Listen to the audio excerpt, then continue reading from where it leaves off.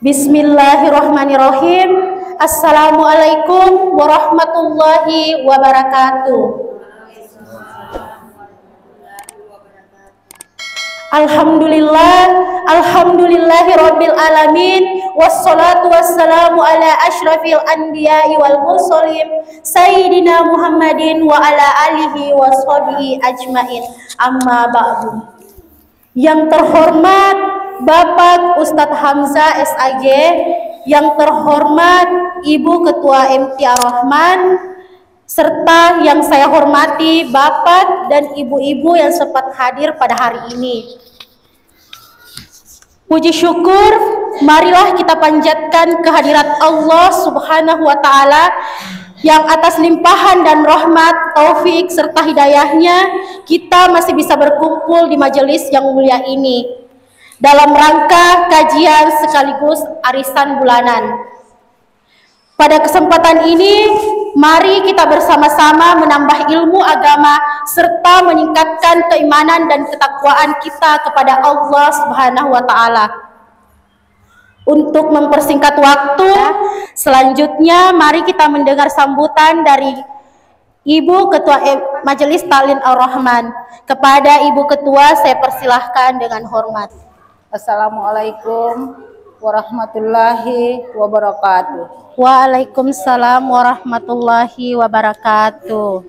Alhamdulillah, segala puji bagi Allah yang telah mempertemukan kita kembali di hari yang penuh berkah ini. Salawat serta salam selalu kita haturkan kepada Rasulullah Sallallahu Alaihi Wasallam yang telah membawa kita ke jalan yang benar. Yang kami hormati Ustadz Hamzah, Sarjana Agama, yang kami hormati pengurus Masjid Ar-Rahman, dan yang saya cintai seluruh ibu-ibu yang hadir di pengajian hari ini. Dengan izin Allah, kita kembali berkumpul di sini untuk mengikuti pengajian rutin bulanan dirangkaikan dengan arisan Majelis Ta'lim Ar-Rahman.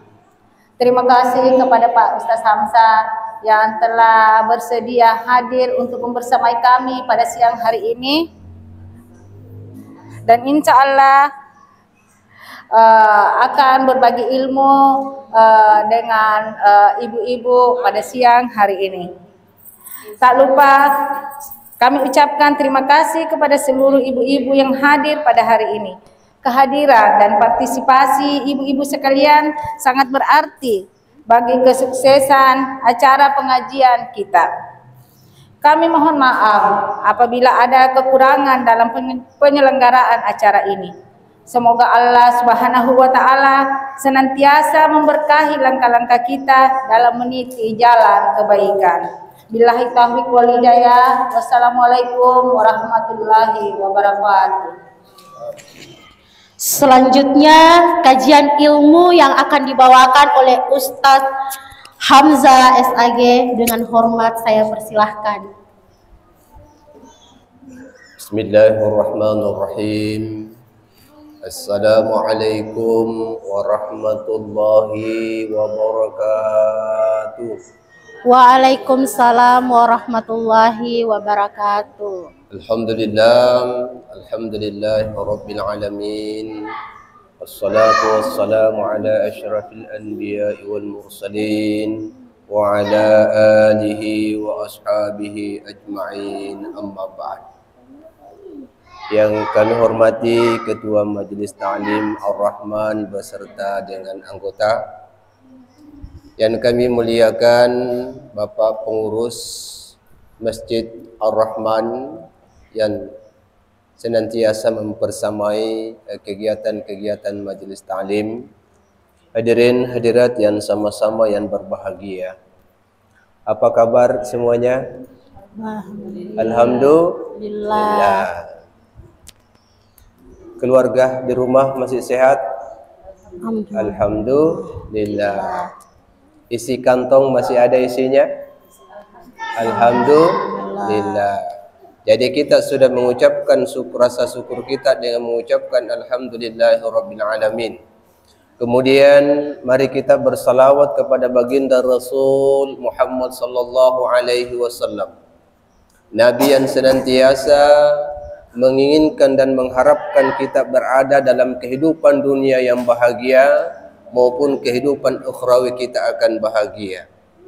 Nabi yang senantiasa mendoakan umatnya, Nabi yang senantiasa mencintai umatnya, Nabi yang senantiasa mengharapkan umatnya senantiasa berada di dalam surga Allah bersama dengan baginda Rasul Muhammad sallallahu alaihi wasallam.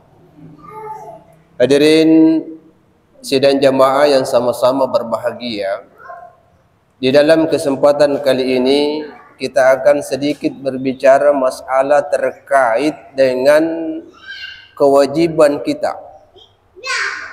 Kewajiban kita kepada Allah dan kewajiban kita kepada sesama makhluk Allah. Secara garis besar, ya, ada dua kewajiban, fardu ain dan fardu kifayah. Fardu ain berarti setiap mukallaf, setiap orang harus dia laksanakan. Kapan dia tidak laksanakan, maka dia berdosa. Itu namanya fardu ain. Sementara fardu kifayah adalah kalau sudah ada di antara sekelompok, sudah ada dalam satu dusun, sudah ada dalam satu wilayah, sudah ada dalam satu tempat yang melaksanakan hal itu, maka semuanya pun lepas dari dosa. Ya Bu ya? Jadi ada dua, fardu ain, yang kedua fardu kifayah. Fardu ain contohnya, fardu ain berarti harus wajib atas diri kita sendiri, tidak boleh diwakili orang lain. Apa itu? Seperti sholat. Sholat wajib dan semua orang wajib melaksanakan. Itu namanya fardu ain. Artinya tidak bolehlah atau tidak boleh orang lain yang melaksanakan. Tidak boleh orang lain yang menggantikan kita. Jadi kita harus sendiri melaksanakan itu. Yang kedua adalah fardu kifayah. Fardu kifayah kalau sudah ada yang laksanakan Bu, berarti lepasnya semua dosanya yang ada di tempat itu. Yang mana contohnya itu? Adalah menyelenggarakan, ya, pemakaman, menyelenggarakan, ya, pengurusan jenazah. Jadi kalau sudah ada misi kelompok yang melaksanakan kegiatan itu, maka insya Allah dosanya sudah lepas semua dalam semua tempat. Jadi lepas dosa tak. Tapi kalau hal itu tidak terjadi, ya, ada orang yang meninggal tidak ada yang mengurus, maka berdosalah semua yang ada di situ. Ya Bu ya? Jadi berdosalah kita semua yang ada di situ. Nah, hal ini adalah penting untuk kita pelajari, karena tuntunan ajaran agama kita, ya, Allah menyatakan, ya, minha khalaqnakum wa fiha nu'idukum wa minha nukhrijukum taratan ukhra. Ya. Jadi minha, kita itu dari tanah diciptakan oleh Allah. Ya Bu ya? Dari tanah kita diciptakan dari Allah, kullukum banu adama wa adama khuliqa min turab. Jadi kita semua ini diciptakan dari tanah, anak cucunya Adam diciptakan dari tanah dan akan kembali kepada tanah itu sendiri. Minha khalaqnakum wa fiha nu'idukum. Kemudian dari tanah kita diciptakan, kemudian ke tanah pula kita akan kembali atau dikuburkan. Ya, dan dari tanah pula kita dibangkitkan dan tidak sampai, ya, menjadi manusia baru. Jadi perlu kita sedikit bercerita sebelum kita masuk dalam kaitannya dengan penyelenggaraan jenazah, bahwa apa hikmah sebenarnya kita dari tanah dan kembali ke tanah. Ya Bu ya? Artinya kita dari tanah kemudian keluar melanglang buana mencari kehidupan dan akan kembali ke tanah. Artinya ibarat ada orang yang merantau dan kemudian akan kembali ke tempatnya. Begini Bu, boleh jadi kita ini dari tanah, boleh jadi kita akan kembali ke tanah, tanah itu tidak mau menerima kita. Boleh jadi. Dan boleh jadi kita dari tanah kemudian kembali ke tanah dan tanah itu sangat merindukan kita. Siapa mereka? Ya, yang pertama Bu, kita harus memiliki sifat-sifat tanah itu dulu, supaya kita ketika kita kembali, tanah itu ya menerima kita dengan baik. Apa sifatnya tanah? Apa sifatnya tanah? Yang pertama adalah jujur. Ya Bu ya. Jadi orang-orang yang jujur ketika dia akan kembali ke tanah, maka insya Allah tanah itu akan dengan senangnya akan menerima dia kembali. Ya Bu ya. Jadi orang-orang yang salah satu contoh Bu, tanah itu tidak pernah berbohong. Kalau kita menanam pepaya, maka yang tumbuh adalah pepaya. Kalau kita tanam avokat, maka yang tumbuh adalah avokat. Kalau kita menanam ubi, maka yang tumbuh adalah. Artinya kejujuran yang muncul dari tanah itu, itulah sifatnya tanah itu. Tidak pernah mangga ditanam kemudian muncul kelapa. Ya Bu ya. Itu sifatnya tanah itu. Nah, tak kala ini hadir sama diri kita, maka ketika akan kembali ke tanah, maka tanah itu insya Allah akan menerima kita dengan baik. Ya, akan menerima dengan kembali dengan baik. Kalau seandainya yang tidak diterima tanah dengan baik, bahkan ditolak oleh tanah adalah kebalikan daripada as-siddiq itu sendiri. Apa itu? Al-kadhib. Orang yang senantiasa berbohong. Ya Bu ya, karena orang yang berbohong itu adalah tidak disukai oleh Allah. Karena orang yang berbohong itu tidak disukai oleh para malaikat. Karena orang yang sombong itu tidak disukai oleh para nabi. Ya, karena orang yang berdusta itu tidak disukai oleh semua orang dan tidak ada yang mau didustai Bu. Artinya ketika dia akan kembali ke tanah, boleh jadi tanah tidak akan mau menerima. Kenapa? Sifatnya berbeda dengan tanah. Tapi tak kala dia kembali dengan kejujuran, maka tanah itu insya Allah akan menganggap welcome. Sejak lama saya menunggumu, karena sifat-sifat tanah engkau senantiasa lengkapi, engkau hadirkan dalam dirimu. Jadi itu yang pertama. Ya, sebelum kita melangkah dalam penyelenggaraan selanjutnya. Yang kedua, sifatnya tanah itu, ya, yang pertama tadi jujur. Maka semua akan bahagia tak kala bertanya dan kejujuran yang hadir. Yang kedua, sifat tanah itu adalah apa Bu? Dermawan. Ya Bu ya. Jadi orang-orang yang suka dermawan berbagi Bu, maka insya Allah tak kala dia akan kembali ke tanah, maka tanah insya Allah akan menerima dengan baik. Ya Bu ya. Nabi menyatakan seperti ini. Ittaqun nara walau bisyikkin tamra. Hendaklah engkau menjauhkan dari dirimu dari api neraka walaupun sepotong kurma. Sepotong Bu, sepotong kurma. Kalau kita punya kelapa sepotong, kita berbagi, maka sama halnya itu akan menjadi ya perisai dari api neraka. Ya Bu ya. Tidak mesti harus banyak. Sepotong pepaya, sepotong mangga, apa lagi?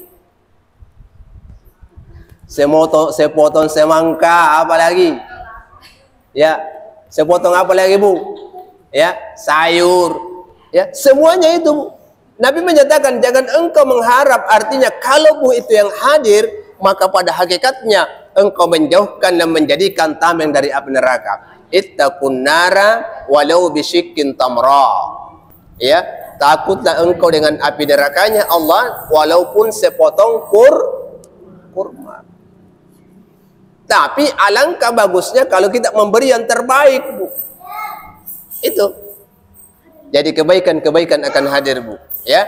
Jadi tanah itu sifatnya Suka enggak Bu orang-orang yang suka berbagi? Orang yang selalu memberi, suka enggak? Pasti kita suka, karena sebentar-sebentar dia berbagi. Maka ya, orang-orang yang dermawan insya Allah, Allah akan tak kala dia kembalikan ke tanah, maka tanah itu menerima dengan baik. Contoh Bu, ya, tanah itu ya suka berbagi. Kita menanam pohon pisang satu, kemudian pohon pisangnya beranak satu kita tanam, tanah itu jarang menaikkan hanya satu. Contoh lagi, kita menanam satu biji mangga, maka insya Allah setelah berbuah bukan hanya satu biji yang bisa dihasilkan dan keluar ratusan ribuan. Artinya tak kala kita hadir dalam diri kita untuk dermawan berbagi, maka insya Allah tanah itu akan suka, tanah itu akan senantiasa ya, tak kala kita kembali, maka tanah itu akan menjadi bahagia dan senantiasa lama menunggu kita. Itu yang pertama. Yang kedua, yang pertama apa tadi Bu sifatnya tanah? Jujur. Jadi mulai dari sekarang kita majelis taklim jangan maki ada pernah dusta lagi. Ya Bu ya, dusta dengan suami, dusta dengan anak, mak doi, tidak ada oi. Nah, jadi semuanya itu beranjak dari hal yang kecil. Ya Bu ya. Yang kedua, ternyata tanah itu suka berbagi. Ya Bu ya. Kemudian yang ketiga, tanah itu sabar. Ya Bu ya. Tanah itu selalu dibawa. Kita injak, kita apa, ya. Maka dalam hal kehidupan kita ini, maka kesabaran yang mesti kita harus hadirkan. Karena boleh jadi ya ketemu teman yang muncul bukan kebahagiaan, malah mengolok-olok.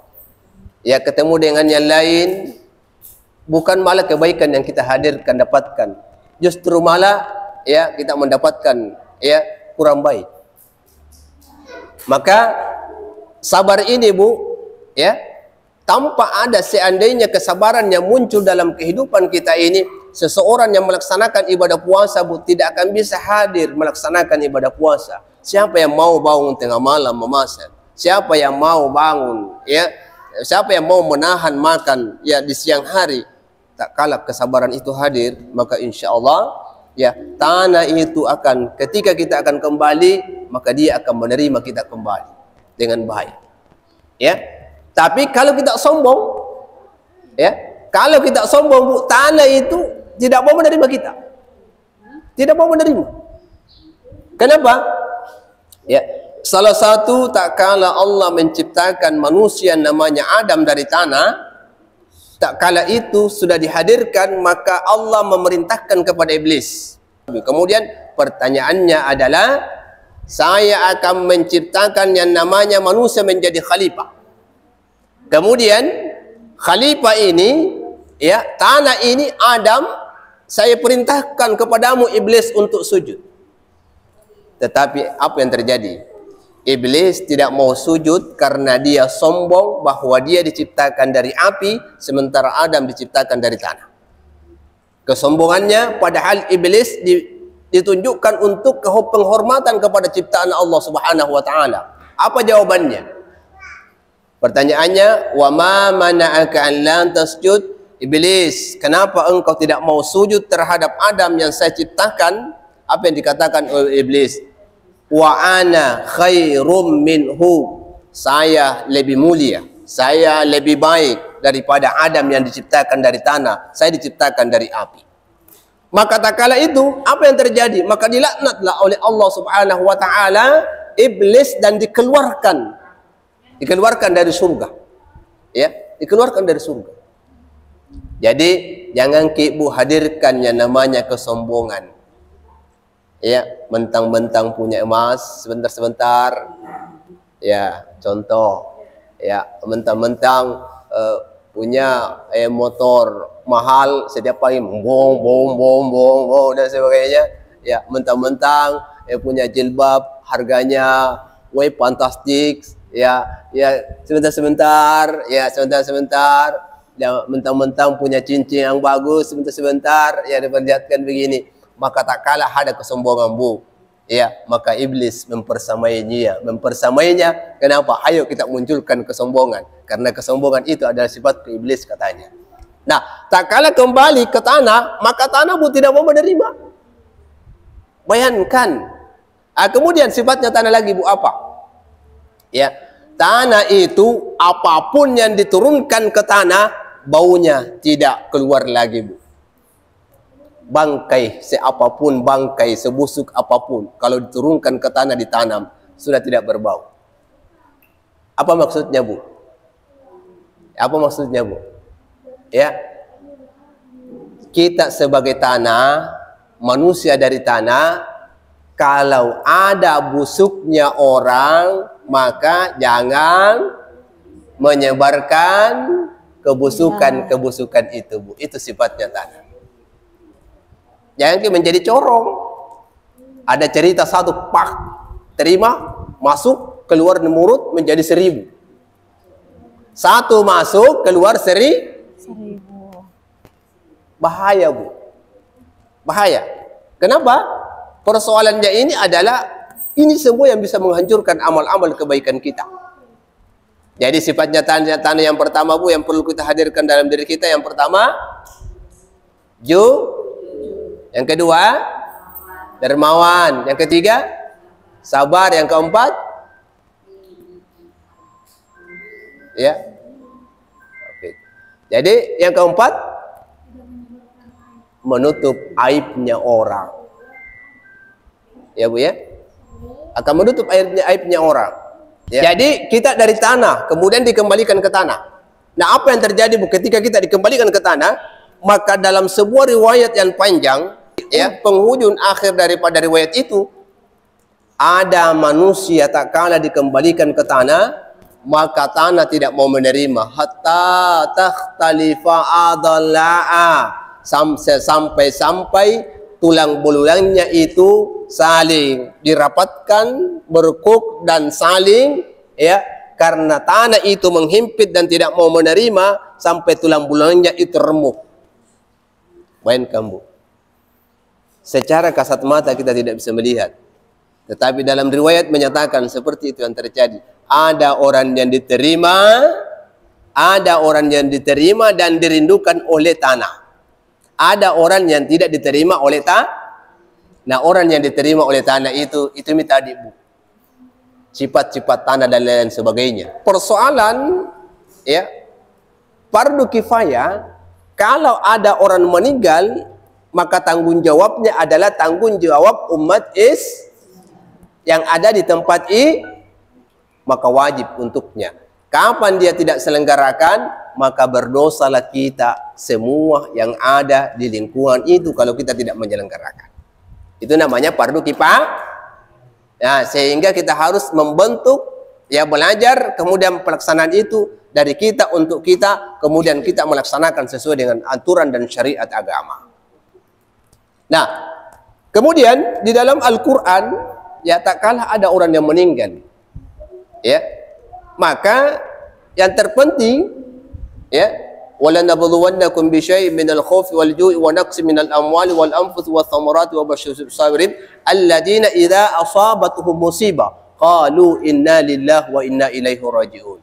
Jadi kalau mendengar ada orang yang meninggal, Bu, apa yang diajarkan oleh Al-Quran?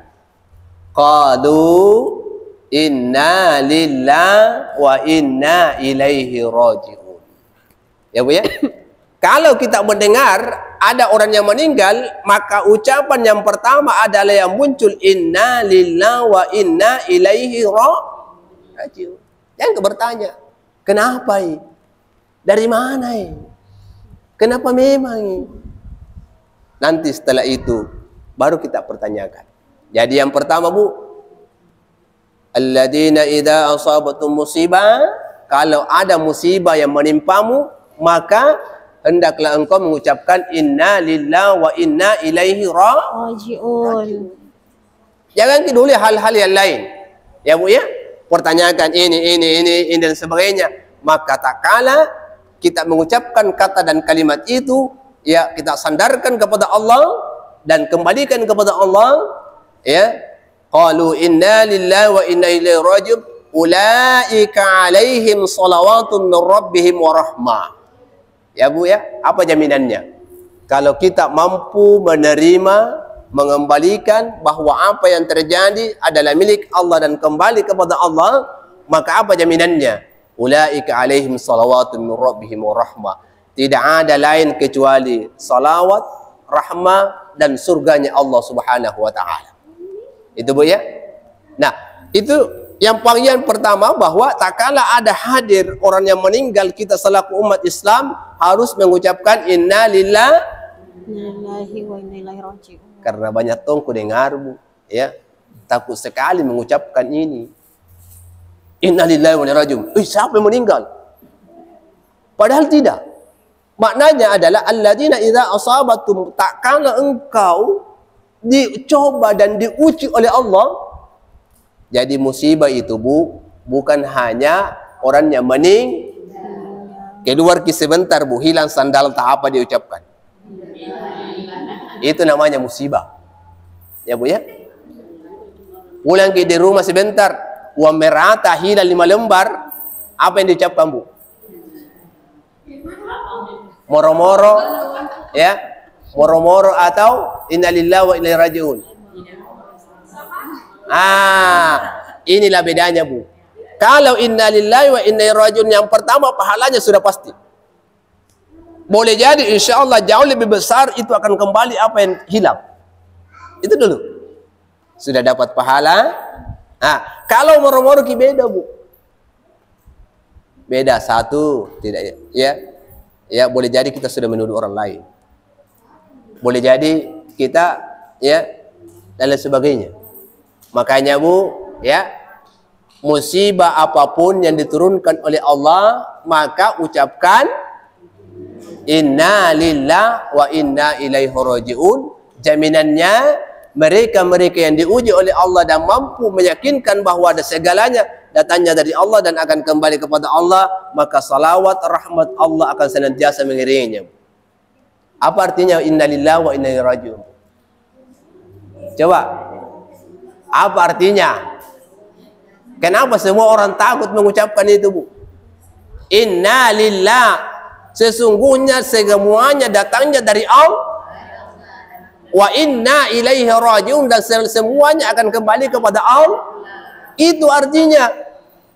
Kenapa kita harus takut? Innalillahi wa inna ilaihi rajiun. Ya, apa mau artinya itu? Padahal artinya itu Bu, keyakinan kita harus kuat bahwa innalillah, semua apa yang kita punya, semua apa yang hadir pada diri kita, segalanya datangnya dari Allah Subhanahu wa taala. Artinya itu adalah merupakan titipan. Itu adalah merupakan titipan Allah. Wa inna ilaihi rajiun, dan segalanya akan kembali kepada Allah. Itu Bu ya. Jadi yang pertama harus mengucapkan inna lillahi wa inna ilaihi rajiun, maka jaminannya Allah surga bagi mereka yang ikhlas dan menerima apa yang menjadi ketentuan Allah Subhanahu wa taala. Kemudian selanjutnya ya Bu ya, dalam kehidupan kita ini ada 3 yang sudah dititipkan oleh Allah. Ya Bu ya. Apa itu? Yang pertama adalah kematian. Ya Bu ya. Kematian itu Allah sudah tetapkan. Yang kedua, masalah jodoh. Yang ketiga, Takdir. masalah Rezeki. rezeki. Jadi, tak kala kita sudah dilahirkan, maka ada 3 yang mengikuti kita. Yang pertama, hidup dan mati. Ya. Ibu. Ya. Ibu. Ada Jaki? Ada Jaki. Ya. Jadi ada 3 Bu. Yang pertama hidup dan Mati. kullu nafsin saikatul maut. Semua yang hidup akan merasakan. ya ya Bu ya, akan mati. Orang kaya mati. Ya Bu ya, orang miskin mati. Jadi mau ke kemana? Ya mau ke kemana? Jadi persoalan umur itu adalah hak prerogatif Allah Subhanahu wa taala. Jadi yang namanya kematian Bu, Allah tidak memandang apakah dia orang tua, Allah tidak memandang apakah dia laki-laki, Allah tidak memandang apakah dia perempuan, Allah tidak memandang apakah dia anak-anak, Allah tidak memandang apakah dia dan sebagainya punya jabatan dan sebagainya. Allah tidak memandang itu. Kalau Allah sudah menentukan takdirnya, maka malaikat-malaikat akan senantiasa menjalankan apa yang sudah ditentukan oleh Allah Subhanahu wa taala. Jadi kematian Bu itu pasti akan datang. Ya Bu ya. Karena kenapa? Ada yang mau masuk surga? Mau? Mau. Ibu. Mau masuk surga? Mau. Syaratnya adalah mati dulu. Mati dulu. Karena pindah alam ke kubur, kemudian setelah itu dibangkitkan, ya. Taratan ukhra, kita dibangkitkan dari tanah, kemudian masuk surga. Ya Bu ya. Jadi persoalan mati ini saya kira tidak boleh kita hindari dan pasti akan datang sesuai dengan takdirnya Allah Subhanahu wa taala. Yang terpenting bagi kita bagaimana mengisi hidup kita ini supaya insya Allah kita dirindukan oleh surga. Banyak orang yang dirindukan oleh surga Bu. Luar biasa, Masya Allah. Ya Bu ya, semoga kita semua termasuk orang-orang yang dirindukan oleh surga. Karena kenapa? Hadirnya kita bermajlis, hadirnya kita membaca Al-Quran, hadirnya kita membaca salawat, maka semuanya itu adalah lingkaran-lingkaran yang akan menjadi, ya, akan dirindukan oleh surga Bu. Ya Bu ya. Jadi yang pertama hidup dan mati kita. Yang kedua persoalan jodoh. Ya Bu ya. Yang namanya jodoh, ada orang ya berpacaran 20 tahun, 15 tahun. Akhirnya lain dan nikahi. Terus yang ketiga, persoalan rezeki. Jadi rezeki kita ini sudah diatur oleh Allah Subhanahu wa taala. Artinya Allah menentukan itu sesuai dengan ya apa yang menjadi kemampuan kita. Jadi persoalan takdir Bu, ya, jangan kita terpangku dengan rezeki yang Allah berikan kepada kita. Kata Allah, itu bisa berubah Bu. Dengan apa? Usaha dan doa. Ya Bu ya. Selalu berusaha dan berdoa. Selalu berusaha dan berdoa untuk munculnya dan tampilnya apa yang sudah menjadi takdirkan oleh Allah, itu akan berubah. Yang sedikit menjadi yang kurang halal menjadi ya, rezeki dari tanah Allah mengeluarkan untuk kita dan keberkahan hidup kita. Ya, rezeki dari langit Allah membukakan untuk kita. Maka insya Allah yang kita harapkan adalah keberkahan. Ya Bu ya. Kita lanjut. Ya. Kewajiban selanjutnya sebelum kita masuk kepada poin yang keempat. Yang 4 poin ini, ya, memandikan, mengkafani, mensolatkan dan menguburkan. Ya Bu ya. Nah, yang penting juga bagi kita adalah sebelum itu hadir, laqinu mautakum bila ilaha illallah. Ya Bu ya. Perintah agama, laqinu mautakum, talkinkan orang yang mau meninggal dengan ucapan la ilaha illallah. Ya Bu ya. Karena orang yang bisa mengungkapkan dan mengucapkan kalimat man qala la ilaha illallah akhiru kalamihi dakhalal jannah. Siapa orang yang diberikan oleh Allah kemudahan untuk mengucapkan la ilaha illallah pada akhir katanya, akhir hidup perkataan hidupnya, maka baginya adalah surga baginya. Ibu, biasa sering melihat orang yang sekarat. Ya Bu ya. Ada yang begitu mudahnya dengan yang diberikan oleh Allah, ada juga yang tidak bisa. Ya Bu ya. Jadi kalau ada orang yang meninggal, mau meninggal sekarang, maka palalenengi. Artinya kita mengikutkan supaya orang yang mau meninggal itu ya bisa mengucapkan la ilaha illallah. Ya Bu ya. Kalau tidak bisa berucap, cukup di telinga saja. Kalau orang ini sudah mengucapkan la ilaha illallah, maka berhenti Bu. Tidak usah disambung. Ya, nanti lagi dia mengucapkan kata-kata dunia, mana cucuku? Ambilkanlah dompetku. Maka diulangi itu. La ilaha illallah. Ya Bu ya? Talqinkan itu. Laqinu mautakum bila ilaha illallah. Ya, talqinkan orang yang matimu, orang yang mau meninggal dengan kalimat la ilaha illallah. Jaminannya adalah orang-orang ini diberikan oleh Allah kemudahan, baginya adalah surga. Makanya Bu, biasakan kalimat-kalimat la ilaha illallah, karena seseorang akan meninggal sesuai dengan kebiasaan-kebiasaan. Kalau kita mudahkan senantiasa mengucapkan la ilaha illallah, sudah salat fardu, la ilaha illallah wahdahu la syarika lahu, lahul mulku wa lahul hamdu yuhyi wa yumiitu wa huwa ala kulli syai'in qadir. Itu ucapan-ucapan la ilaha illallah senantiasa kita ucapkan, maka Allah, jaminannya Rasulullah, apa yang dikatakan Rasulullah, yamutul mar'u ala ma ya'ishu alai. Matinya seseorang itu biasanya berdasarkan dengan kebiasaannya. Kalau biasa kita mengucapkan la ilaha illallah, la ilaha illallah, la ilaha illallah, maka Allah memudahkan itu. Maka talqinkan orang yang mau meninggal, talqinkan la ilaha illallah. Cari orang-orang yang senantiasa yang bisa nyamang bersama dengannya. Biasanya ketemu, kalau ada orang tua kan ada cucunya kah, ada anaknya kah yang nyamang bersamanya. Berikan tempat duduknya dan duduk menyampaikan la ilaha illallah, la ilaha illallah. Ya, sampai dia mengucapkannya yang benar. Ya, kalau sudah mengucapkan Bu, jangan maki berkata-kata dunia lagi.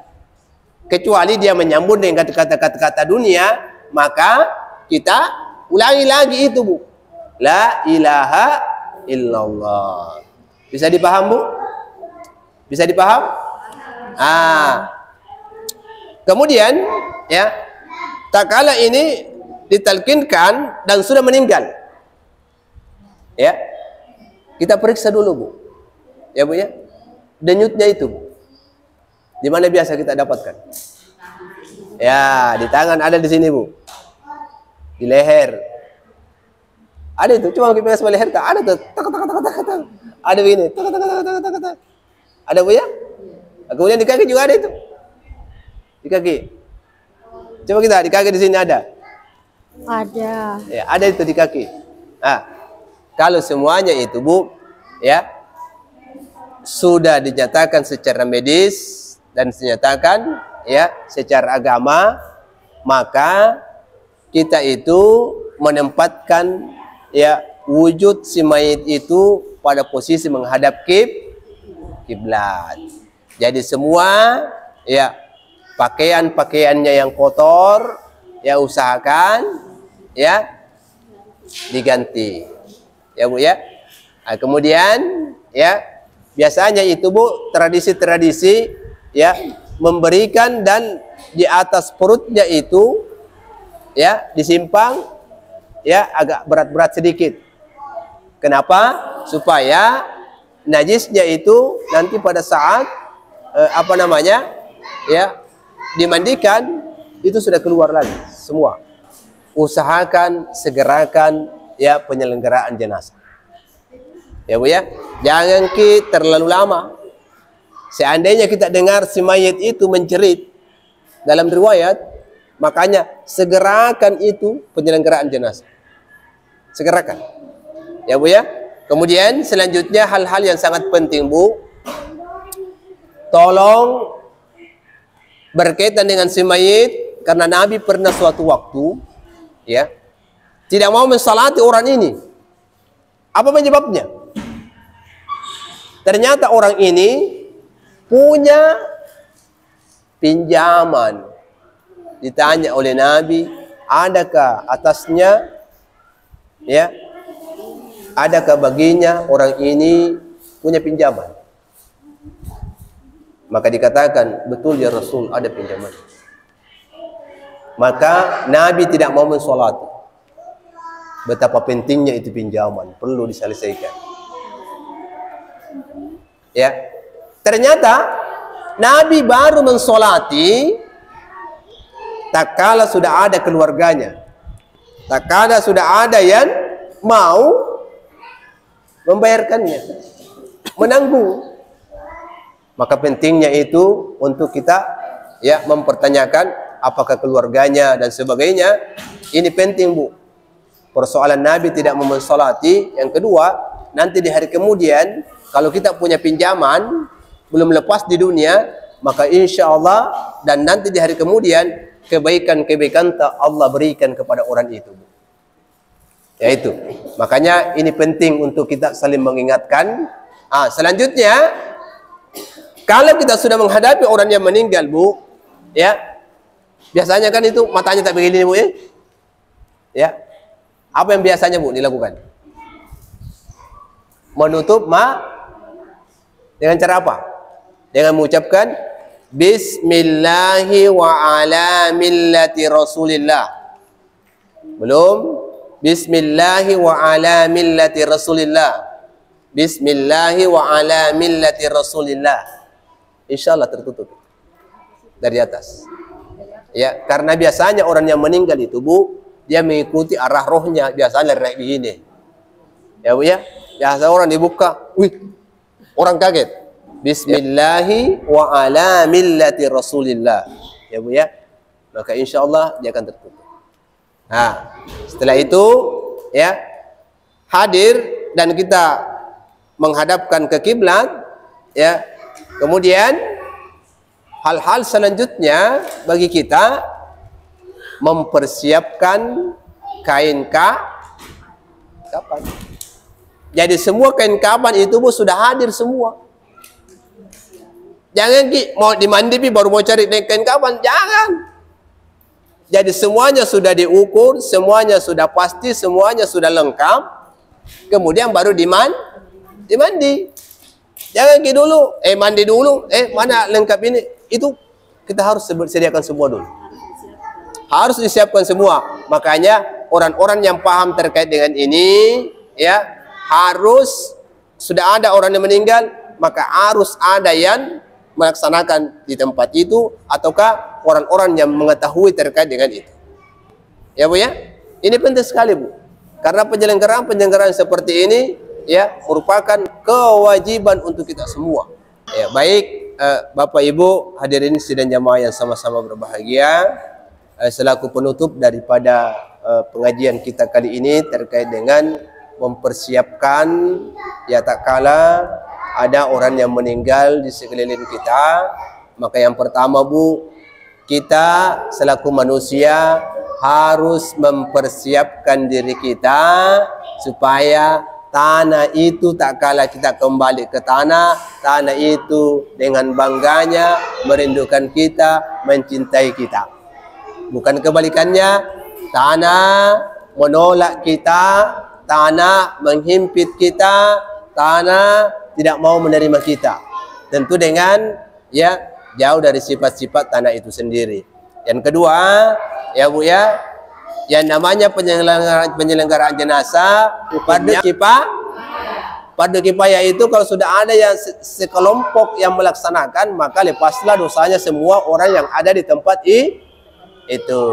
Ya, selanjutnya lebih dan kurangnya mohon dimaafkan. Assalamualaikum warahmatullahi wabarakatuh.